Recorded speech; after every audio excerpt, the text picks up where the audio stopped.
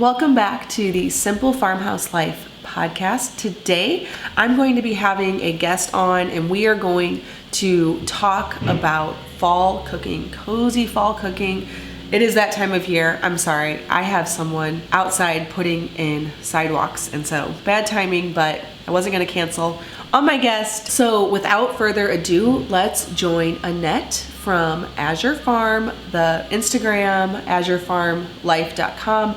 She also has a podcast. My name is Lisa, mom of 6 and creator of the blog and YouTube channel Farmhouse on Boone. Join me as I share with you my love for creating a handmade home from scratch cooking and a little mom and entrepreneur life along the way. Well, thanks for joining me. And yeah, thank you.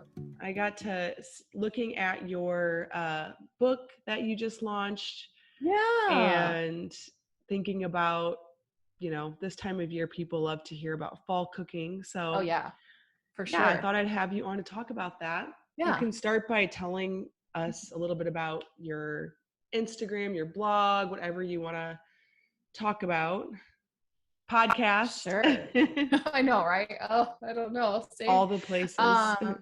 Yeah. Well, I'm Annette, and I live in Georgia in a small little town outside of Atlanta. And we moved here about 5 years ago and kind of wanted to just change our lifestyle, change what we were doing, and kind of slow things down a bit. It's definitely not slow living to where it's less busy, but just focus on different things. You know what I mean? Yes. So get into just more, homemaking and gardening and doing those things. And so I started a Instagram account just to kind of document that, not really wanting for it to really be anything. And then it kind of grew. And then I thought, well, if I can inspire other people to maybe do the same, then awesome. Yeah. So I've done that. I started blogging, and then my husband and I do a podcast, which is fun because he's, busy and doing his work during the week, but he's obviously a big part of what I do every day. And so with the podcast, we kind of get to share a little more of what goes on and, just life stories and things, which is fun. Yeah. So yeah, it's just busy. It's a good busy, and summer's slowing down a little, which is nice because summer's always so busy. Right. With your garden with everything. Yeah. So yeah, getting ready for fall. I love fall. It's my favorite. I might be biased. I don't know why, but I just love fall. So I'm excited for cooler weather. And so we're moving into the months where it's harder and harder to incorporate fresh things. It's really easy right now, obviously, but it's going to be harder. And I know that is what you focus a lot on your blog and your book. Yeah. Is incorporating fresh things. So I don't know. Do you have any tips during fall to incorporate that? So I think, I think it depends obviously where you live, and what you do. So if you garden to any extent, whether you do like a big garden or just something small, I feel like there's a few things that you can grow pretty easily that work now as you get into more like cozy. I mean, I think more of like, I don't know if you do, I'm sure you do this for the family because you have a large family, but just things like soups and broths, just things that are easy that you can like freeze and have on hand if you need. And so like for me, like spinach is a big thing, because spinach grows pretty quickly in less like 8 weeks, 6-8 weeks. You can have spinach whether you grow it in a big garden or you grow it inside. You can grow it inside your house near a window. Okay. And so I feel like, to me, that's one that's really versatile, because it's like for soups and things, like fresh spinach is really good and it's so healthy. Right. You can just throw it in, you can probably grow spinach through, gosh. I don't know when your first frost is. Yeah, it's mid-November. So it's not like we still will get a frost, but again, you can grow it inside and it will grow because you don't need like tons, you know, you can just get like like one of those long pots, and just put it by a windowsill, and you can plant like a little strip every few weeks so that you can like, kind of like succession plant where it's like when you use one, the other one's growing. And so to me, spinach is like a must have around here. It's like you could do soups, you could do salad, you could do like, you know, pizza or breads, and, you know, with spinach, you know, on top. You can do spinach pesto, which is great too. Pasta. I mean, I think pasta, when I think more cold weather, like I want like a nice warm, you know, delicious pasta with something fresh. So that, and then like herbs to me are like a big thing. The herbs are like, they make anything better, you know, like a fresh herb. And so here parsley lasts a really long time. Oh yeah. Sometimes it even just comes right back year after year. Well, we had some that didn't die. It never did die. Yeah. No, it lived through winter. It was there. Yeah. Ours almost would, so I can imagine where you live. Of course, now they're going to bring out this massive machinery. I was telling Annette earlier that we're getting sidewalks, and so they're right out here, and I tried to get as far away as possible, but it's just not gonna. It's okay. I can hear you. I hear you good. It's okay. Okay, that's fine. Yeah. So man. Do you do that with spinach? Do you grow just like a little bit inside? Yeah, you can grow. We have a greenhouse. So for us, it works well there, but you know, it's the same idea, meaning it's, you know, somewhere that gets a lot of light, that stays warm, that doesn't get, you know, cold, that the frost can't get. So it would be the same as if you grew it. And we do a lot of that through winter. And then, kale. I don't know if you like, kale's a big thing too, like when you're doing fall and cooking for fall. You know, in the South, we do like kale salad, and then you can get into your greens, like collard greens and that kind of thing is something we do a lot down here. And you just add those to soups as well too, like to add something it's my a little bit green. I think my all-time favorite, I don't know, vegetable for fall is probably cabbage though. Cabbage is like, I don't know, it's so versatile, I think. What all do you use it in?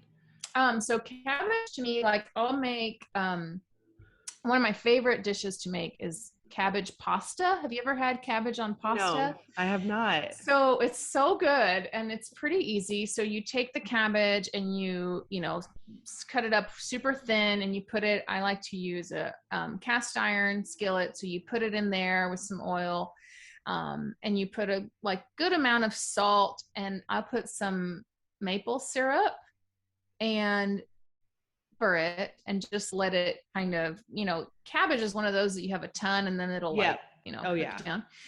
So you cook it down and then you kind of let it'll caramelize a little bit because of like the maple syrup and then with the salt, and it has just like a really good, it totally changes the flavor, and it's just this warm, like good flavor. And so then you'll make like a regular pasta with, I do a tomato sauce base, and then you'll eat it with the cabbage. So we are plant-based, so we don't eat meat, but you could add like, you know, you could add a meat sauce, but the cabbage is like your vegetable on top. So instead of it being like just a regular, I don't know, pasta with tomatoes or your traditional other vegetables, it's cabbage, which is like a European kind of thing in certain places, I guess. And I always thought it sounded so strange till I tried it. And then I was like, this is good. And my husband's kind of picky on some stuff. And he was like, what? How does cabbage on pasta? But it does taste really good. So I love that. To me, that's like I have that in the cookbook because it's like a very easy to make fall thing. And, you know, cabbage is always abundant a lot of times and easy to find, you know, even if you don't grow food, cabbage is easy to find, I think. Most places, you know, especially now this time of year. So cabbage is the favorite. No noodles. You're using the cabbage as the noodle. No, I still use a noodle. I just put the cabbage on top. Yeah. Gotcha. It's like I'll do like, I I'll just do like a regular spaghetti noodle. And yeah, you still do the noodle with like a sauce, but the real like flavor and extra would be like a big heaping plop of cabbage. Right. But it's just caramelized. Like, onions, like when you just like, when they get like really, they just get that extra flavor. Yeah. Yes. I love that. Well, and that's a good idea because cabbage is one of those vegetables. I feel like people buy carrots and celery and onions and tomato or potatoes, all the time. Yeah. But cabbage, you think other than sauerkraut, right? How am I going to incorporate this in large quantities into anything? Yeah. I have a sausage and sauerkraut, it's a sausage and sauerkraut soup on the blog. So that's putting cabbage in the soup, but I had never thought about caramelizing it. I don't know if I've ever tried it caramelized at all. Yeah. Just so you cook it down for a good, it takes a good I do 20, 25 minutes, but by the time your pasta is cooking and you're doing whatever else, it's ready, it's just there. I use it in soups a lot too. And then I do a lot of cabbage raw, like in a salad, like if you slice it super, super thin, and you remove kind of that middle core part. That's the harder part, that you wouldn't maybe like to chew on as much, but the rest of it is super thin. And then I do like a good amount of olive oil and just really like mix it in, you kind of, I guess they say massage it into the cabbage. That's what I do with sauerkraut, like massage it in. Yeah. Same idea with salt, but it's fresh. Like you don't let it sit. And then with lemon juice. So it's the same idea as a sauerkraut, but you don't let it, you just eat it fresh. And I love that too. It's just a good fresh salad, right, to pair with any like fall with dish. Whatever you're doing. Yeah. How about, people always ask me about my kids and if they eat what I cook. I forget, how old is your daughter? She's 2, and I don't know if you hear my donkeys. I could hear my donkeys. Okay. I don't hear them, but she's 2 and 4 months. So so she, I've tried for me to have her eat whatever we're eating, as much as possible. So, for her, obviously, if we're doing like a pasta type dish, she likes that. She does like soups, and I think for kids, it's more so just to try to not complicate it, I think, because sometimes I think if it looks like it's too much mixed together or whatnot, that's, at least for me, that's what she doesn't like. Do you know what I mean? So if it's like, if I'm making something and maybe it's like a lot of different ingredients, I might do like a little more simple idea of it for her. Yeah. Or when I serve it, so she doesn't like see it like this big, mixture of stuff. She can see what she's eating, and then she can, So I don't know. Kids are funny. She's going through a phase now. She usually eats like a lot, and then, they go, I'm sure, No, I feel like I had like all of my kids around 2 or 3 go through this phase where you don't even know how they're alive because they don't eat hardly anything. I feel like she's hitting that now. So they come out of it. Everyone tells me that. So I'm like, okay, well, she'll be, this is just the thing. I don't know. I don't know how they make it, but they do. Yeah. She'll be fine, I guess, but it's just funny. Oh, I don't know. So do you do a lot of preserving and canning and preparing for the winter and fall seasons? I try. Yeah, I try. Mostly what we do a lot of is like I'll can a good amount of our tomatoes, which I'm finishing up now. And I think that's one of the easiest, because I'll just do like a plain tomato, like where I just barely cooked them, blended them, and then canned them. And then I can later on, decide what I'm going to use it for, season it later. And so that is nice, because when it's definitely winter, and there's not a lot of, things, it's so nice to have something, that was fresh and that has, all the nutrients and stuff. So canning things like that is big. Green beans, those kind of things. I'm trying to get a little more into, planning when we plant our garden, and really taking notes of quantities and how much we use and how much we have to grow, because that's kind of hard. It's hard to you don't know that right away or how much you're going to eat. But like onions, Yeah. like we have onions now. I'll pull onions, garlic, tomatoes. I freeze a lot of peppers and those kind of things because those are Yeah. easy. Like if you have peppers now, you can easily chop them up and just freeze them. And then, Right. it's so easy to just get out a little bag and toss it into whatever you're making, and you have peppers. So that helps, I think, Yeah. I especially mean, when I you're prepping encourage or planning. people even to, like, right now, even if you didn't grow a garden, go to the farmer's market and Yeah. stock up on that kind of stuff. Oh yeah. Because You know? we don't have, there's stuff that we don't grow everything. So yeah, just go grab whatever you don't have and prep it now, and you'll have it later for sure. Right. Yeah. And you can still get it locally and all of that, even if you don't have the space Mm-hmm. for Mm-hmm. a garden. Mm-hmm. Mm-hmm. I think my main thing is always, and that's kind of what the concept of this cookbook I did with Angela, my friend Angela, was the thought of what can you eat that's seasonal, and if you're not growing food, that's okay. What's currently at your local's farmers market, and using that um, Right. each season, because if you eat in line with the seasons and whatever's available, it'll probably be what's freshest and what's hasn't maybe traveled as far to get to you and has the most nutrients. So it's kind of fun. I think the older I've gotten, the more I've appreciated the change of seasons and how there's only certain things you can enjoy certain times of the year. And like, so you look Yeah. forward to peaches, Yeah. like you look forward to when peaches are ready, or, you look forward. So it's kind of a cool cycle, when it Yeah. comes And I mean, to you cooking obviously, food. we can get anything year Oh round, but yeah. like you, I Yeah. prefer to cook with the seasons. Like you said, it gives you something to look forward to, Yeah. something to shift in your kitchen. And then obviously it's healthier because you're getting Yeah. something that's closer to home, closer to, Yeah. what Yeah. your body's probably supposed to eat. So Sure. I know. And those are the things, I guess, when I was younger, I didn't really focus, I didn't focus on or really think about like, oh, if it's growing now, then it's probably the healthiest for me because it's like freshest right now versus, uh-huh.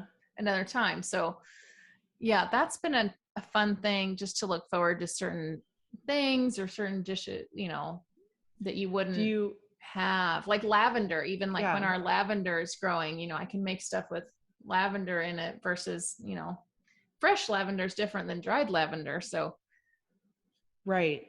Yeah. I have a hard time growing lavender here. I don't know what it needs that we don't have, but I know some places it just takes off, but I can't seem to get it to do that here. we're like in the middle. We're like where it does okay. It's not like, Okay. yeah, Yeah. it's okay, but it's I know enough they to do really use. well up in like Oregon and Oh Washington. yeah. To do. Well, everything does good up there. It's like Yeah. magical soil up Okay. up there. Shoot. I know, Now, do right? you incorporate a lot of winter squash like acorn squash and butternut and pumpkin, or have any Yeah. like exciting different ways that you like to use those? I mean, butternut, yes, definitely. Well, soup, I mean, of course, that's like a given, but I love Yeah. when you, cut them in half and roast them, or do like stuffed butternut squash. Hmm. And again, being vegetarian, I try to use the whole vegetable, or whatever we have. So a lot of those dishes are like really warm, especially when you stuff a butternut squash, or if you, I like it just roasted, like cut up in like a side dish, like little big chunks, and you just roast it in the oven. It's Yeah. so good. It's good, and Oh yeah, I threw that's that always good, just in a pasta yesterday. I Oh yeah. roasted some butternut squash and got it, nice and toasty and kind of Yeah. caramelized. It's And so good like that.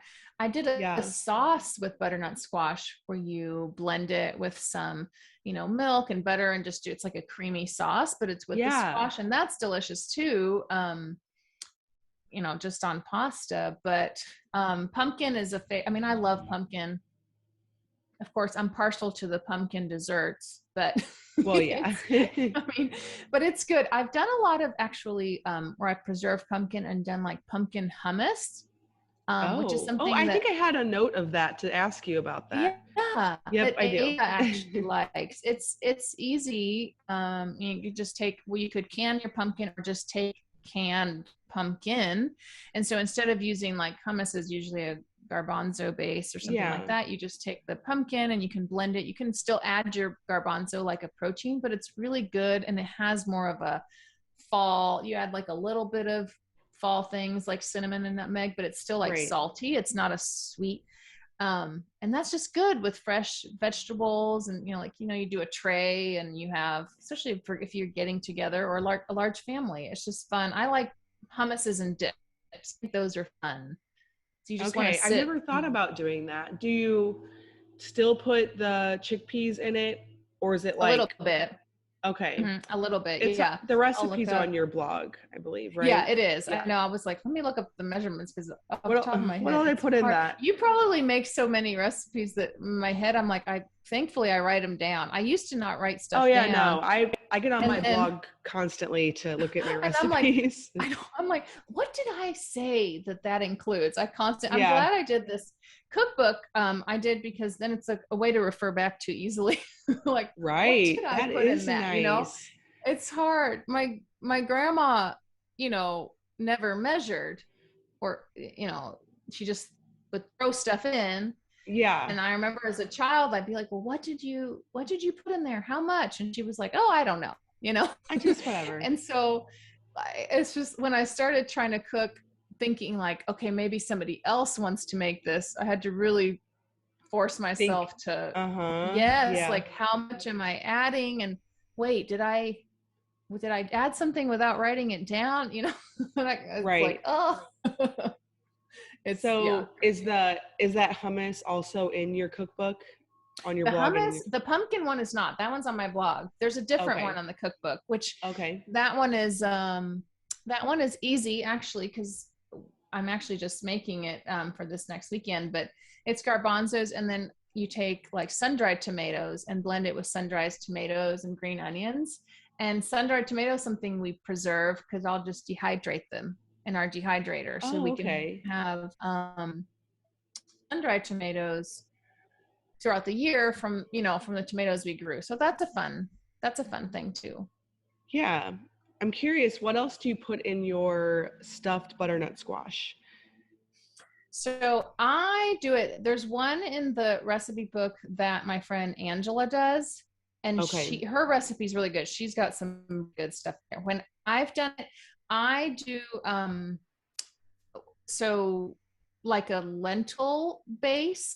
Okay. So you do like lentils where they're not like a soup texture, where you cook them and they're just barely cooked, but they're like Right. more dry. Does that make sense? Yeah. Like a separated bean, not like a soup. And so then I'll do that with onions that are really cooked down, almost like a caramelized onion, and peppers and chopped tomatoes, that kind of thing, all cooked down. And then with fall spices. And then those go all inside the squash, and then you cook it all. Yeah. Okay. Cool. Yeah. Yeah. That sounds great. Yeah. I actually had Angela on like when did I have her? She was on the podcast too. I can't remember exactly when it was. Yeah. It might have been more in the winter as well. Yeah. Yeah, it's fun to do recipes, share recipes, because sometimes somebody might do something that you've never thought of, or Oh yeah. All the even if you time. have the That's what I same love. ingredients, we have the Uh-huh. same ingredients and do it totally different. So I do a lot with beans, just because I grew up, my parents are from Cuba, so I grew up a lot on like rice and beans and that kind of thing. Okay. Yeah. So a lot of times for me, like for protein and things like that, I do a lot of stuff with beans. So, or Okay. legumes. Right. Yeah.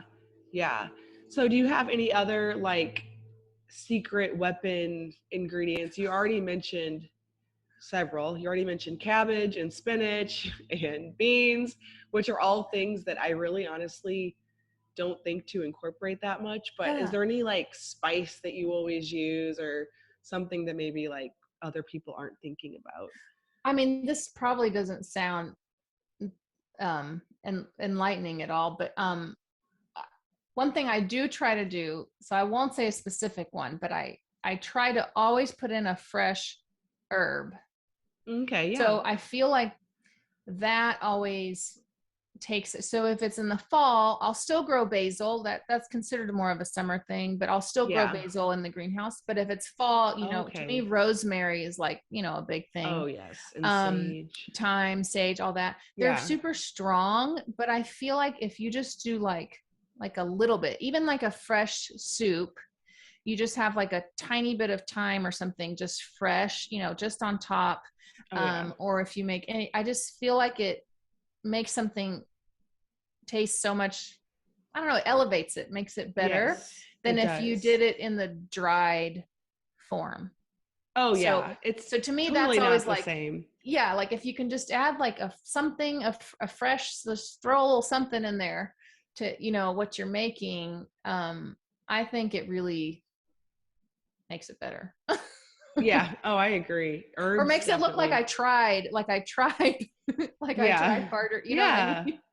Well, yeah, like a fancy restaurant will always Yeah. have, Yeah, something like like that, like yes. something fresh. Yeah, like even if you just grow, and that's something that's easy because you can really just grow those like inside little herbs, like a little herb potted, thing. And I think that makes it just it gives it that extra touch, I think. Uh-huh. And that's what I love so much about cooking from May through October. Oh But yeah. I have never really like ventured into make growing a whole bunch of herbs inside, and then we don't have a greenhouse yet. But I Yeah. really like the idea because it just is what makes all of summer so delicious is herbs. Yeah, yes, it's the freshness of, yes, of having something. And things like rosemary will last a long time in a Hmm. pot. Like that grows pretty good in a pot because it's more of that like it's more like a pine type herb. Yes. It's Yeah, just like it's not like a evergreen-ish. leaf. Yeah. Yeah, it's not Yeah. like basil can get wilty and just all that stuff. Yes. But And bolts and yeah. yeah, rosemary can hang around pretty good. So that's a good one. It can, because you can do that like just to make like even potatoes, like potatoes with fresh Oh rosemary yeah. roasted is super delicious. Um, yeah, I mean, I'd Yeah, say that's probably. someone told me on my channel that I should dig all my rosemary up and bring it inside. And I had never thought of that. Like, because Yeah, my it could sage work. Yeah. overwinters here. Oh yeah, here, yes. Here too. Yes, It just but goes strong. yeah, because then we had a really bad winter. Not really, it was good most of the time, but then we had like 2 weeks of zero here. Yeah. And so Yeah. Oh everything yeah. should have been wiped out, but that sage just came right back. But the Yeah. rosemary didn't. And Yeah. so I think that I should try that. Yeah. Just try to put it in a big pot, like inside by Yeah. the door or something, where you feel like it gets good amount, of light, and hopefully it Yeah. would do pretty good. It's funny how sage, you're right. Like that it does not die. It keeps, No, it goes I didn't strong. see it all winter Yeah. necessarily, but then in the spring there it was again. I'm like, okay, Yeah. sage comes back. That's wonderful. Love And I it. love it because it comes back more abundantly. And Oh yeah, for I think sure. it's probably my favorite herb. I love basil too.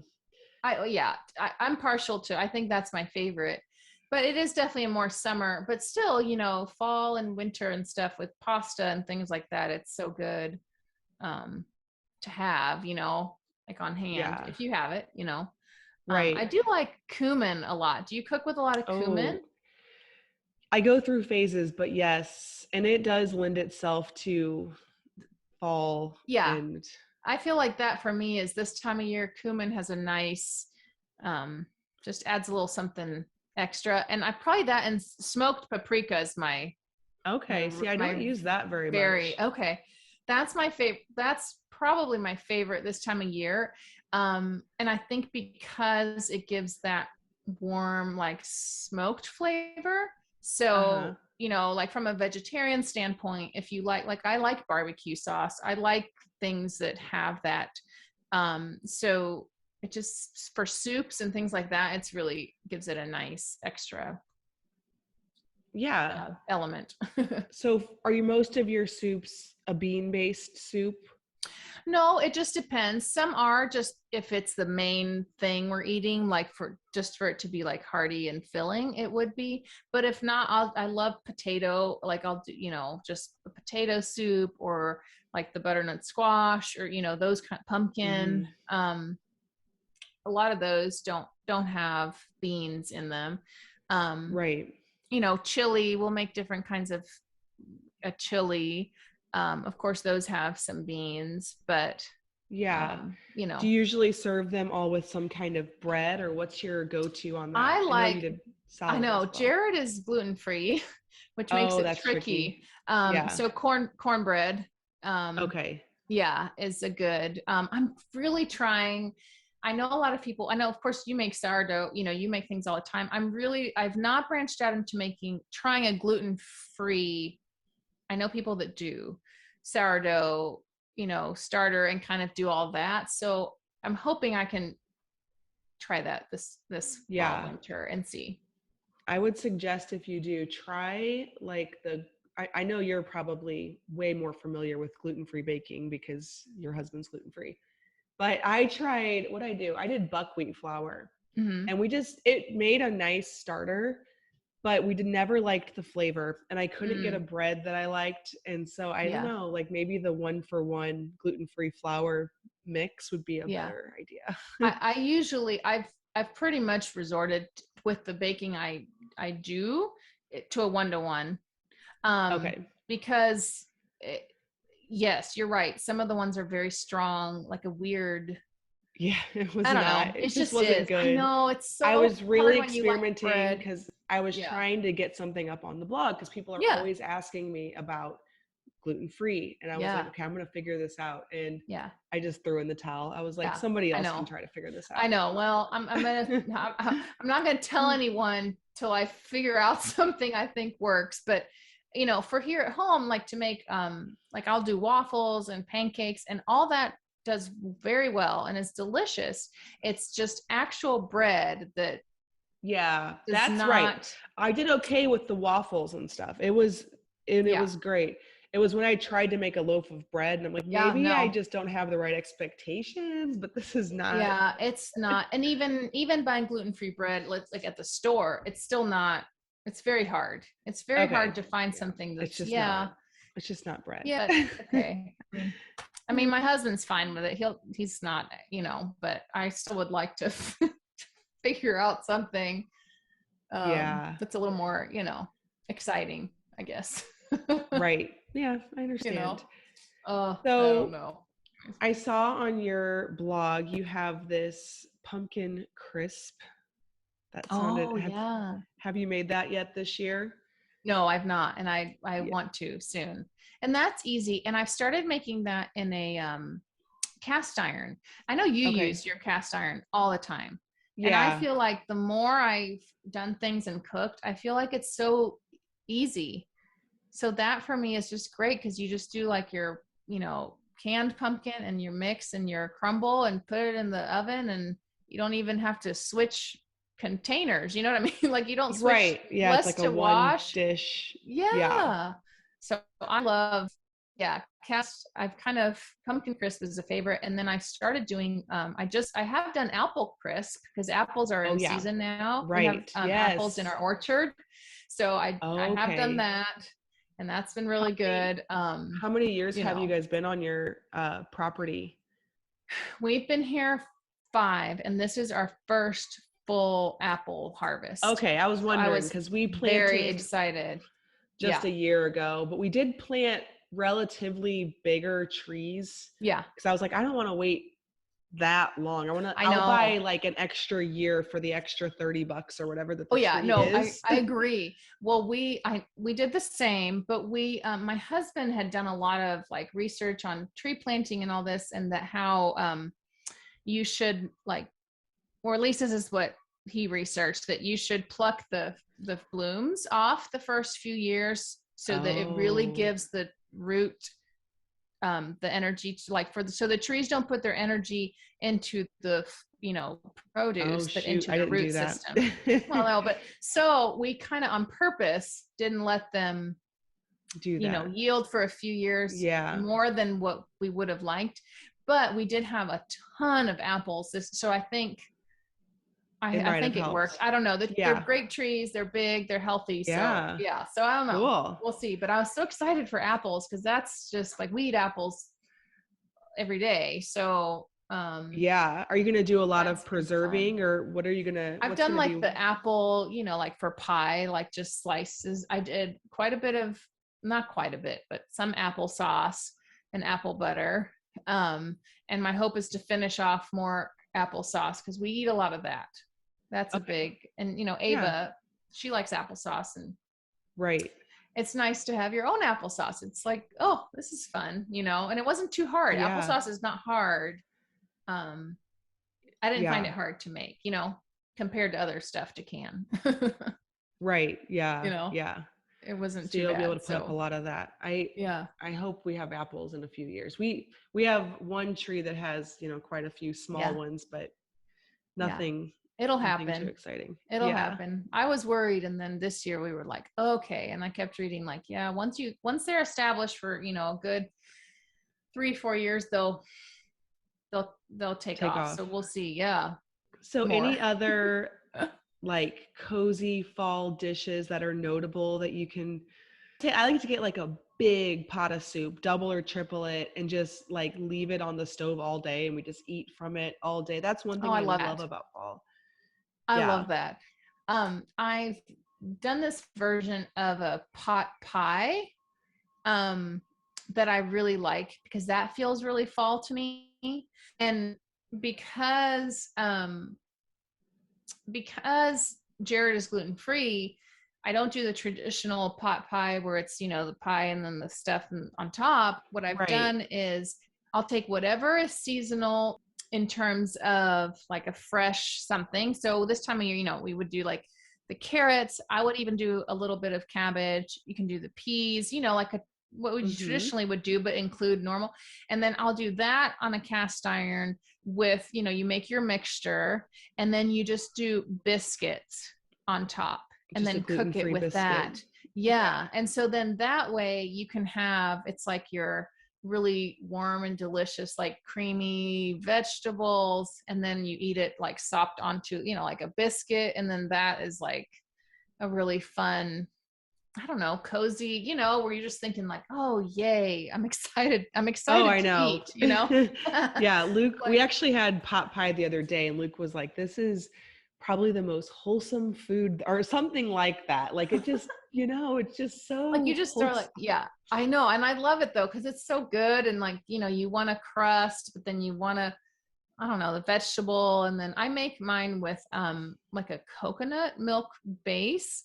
Okay. And you season it, but it still ends up that same idea, like creamy, like just the stuff on the inside. And it's just easier to make all, and then just put the biscuits and cook the biscuits on top instead of having to make, a crust and all that. So it's kind of it's probably a cheating way to do it. Oh yeah, no, that's how I normally do pot pie too. Quote unquote. But I sometimes make it with a pie crust, but a lot of times I just do on top, biscuits. And then like the other day I was making a shepherd's pie. Oh yeah. With mashed potatoes on top, and I normally use carrots and potatoes and all of those regular vegetables. And I got to the fridge and I was like, oh, I have nothing, but I do have some butternut squash because I bought this massive box for $10 the other day. Oh yeah. And so I've been putting it in everything. And so I just diced it like a carrot, and can't tell. And so I was thinking too, with pot pie, you could really incorporate something like butternut squash or pumpkin or whatever, into all of that. Yeah. I like, if you think of it like just doing it like with whatever's in season, you can do a version of it any season. I've even done, which sounds kind of like weird probably, but you can do like you can put roasted beets, like you can do beets in there, just anything that, not the traditional, just, carrot, celery, potato. You can put, there's definitely other things you can put in there. Yeah. Well, I feel like once you add your cream element and any kind of broth that you'll use, and the pepper Yeah. almost any vegetables Right. will I sort of agree. take on the Yeah. flavor.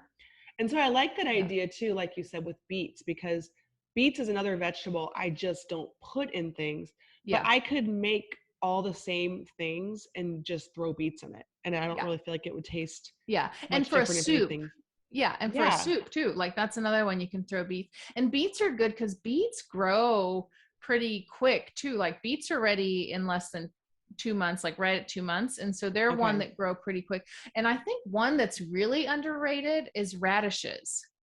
Yeah, that's something I eat in early spring only. We Yeah. actually did just plant some again, Yeah, but yeah, fall I is don't great use because they them grow for dinner. fast. Yeah. I would roast them. They're delicious. They takes away that bitter. Um Mhm. yeah, you just roast them with like olive oil, salt, and pepper, and put them in the oven, and they turn soft. And I think they're really delicious and just totally different. I think people usually just do. You think of a radish like on a salad or like a raw, and it's a pretty Uh-huh. strong. It's a Yeah, strong it's like flavor. It's an peppery. acquired. I think fall is definitely this time of year is it's fun time for meals because you kind of have some things from summer still, and you're starting to have some of your fall. And then of course it gets to where there's like time of year where you're inside more. You kind of want to be around the kitchen more. You're cooking more as a family, so it's Yeah, just a great. exactly. It's a good time. It's a good time. Yeah, like you said, I like to be in the kitchen more in the fall. I think that's why it's also fun because I'll put more effort into food Yeah. because in the Yeah. summer we're outside, we're gardening, we are Yeah. going swimming, we're just, it's summer. Sure. But You then don't when have you're stuck time as much inside, time. right, it's just a nice Yeah. creative thing to do is to be in the Yeah, kitchen, I agree. experiment and make something cozy. Yeah. So, It's cool. what fall's about. That's for sure. I agree. I know. I made some cinnamon rolls this morning, my sourdough cinnamon Oh, rolls, but I added pumpkin to the filling and the dough. And I'm like, oh yeah, love that. it's Oh, not I really love time. Like that. it's still kind of hot I outside, but I'm know, just kind of ready for it. like ready. I know I'm ready. The weather is not telling me, but I am ready. Yeah. I was actually looking through some of my recipes the other day, and I saw it was like pumpkin pie pancakes. So it's like, pancakes, but they kind of taste like pumpkin pie because you got pumpkin and the spices. And I was like, Uh-huh. oh, maybe I need to make those Ooh, yeah. I sooner, kind of forgot about sooner than those. later, Oh, Yeah, I used to do that and I forgot all about that. yeah. So that's a really good way. If you go, I'll go to like a vegetable stand or farmer's Yeah. market or whatever, get a bunch of pumpkins, Yeah. cook them down, puree them, Yeah. freeze it, and then you have that It's puree ready to to add, go. yeah, Yeah. That's all a, year. yeah, I love Yeah. that. Oh, see, I'm hungry now just thinking of all I know. I the. know. I have still lunch all kind of, I got to clean up, but yeah, I can still Oh, snack on man. my fall foods. So I tell love it. us where we can find your book. I know Yeah. probably just through your Instagram. Yeah. So I did a cookbook. It's called The Harvest Table, and it's all seasonal plant-based recipes. And I did it with my friend Angela. She is from Axe and Root Homestead. So we kind of collaborated. We're both plant-based. And the thought is like all foods that you can make with seasonal things. So, and Right. if you eat meat or you're not plant-based, they're pretty um, easy recipes where you can plug in your own like protein or adapt it to how you eat. Our goal was just to tell people ways you can eat with fresh seasonal things. So Yeah. Yeah. the book's on Amazon, so you can just look for it on Amazon. Harvest Table. Yeah, the Harvest Table Cookbook. Yeah, it's very beautiful, the photos Thank and you. Thank you.